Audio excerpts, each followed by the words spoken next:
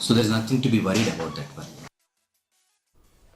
Uba Rojen Khyllait, uba day uba sa ha Jabar ha East KHASI Hills, ula Kyntait ya Jingkynnoh Dawa Pisa ha kabay day bat ka 2-lane Shillong Western Bypass. Kaseng Hinyo Trip Youth Council Soyong Circle, bat ka Nong Trio Circle kalay Kynnoh, ba uba Khyllait ula Dawa ya kabha ba shipho na ka shispa na kinong shnong na kabenta ka bailuksan jong ka project.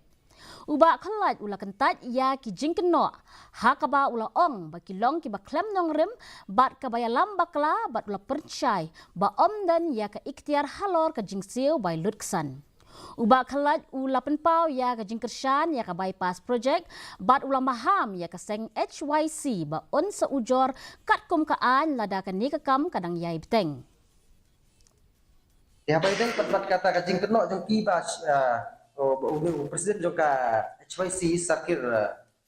soyong bawang bangi nging simnya taka blank check na kita gi brio ya kalau data Jingkynnoh jong piru ba ngasiam ba himdon kum kata te haba kumno kum kata ka blank check kala ngila ban sim nak kita gi brio dengi himdon kum kata ndai kata ngin sani akai ka ba lara ka anu kan sa batai dan ka anu kan sa ingin sini kata ngamla ban Kynnoh ba bangan priang ba ki Kynnoh ini bengisim ka blank check naki.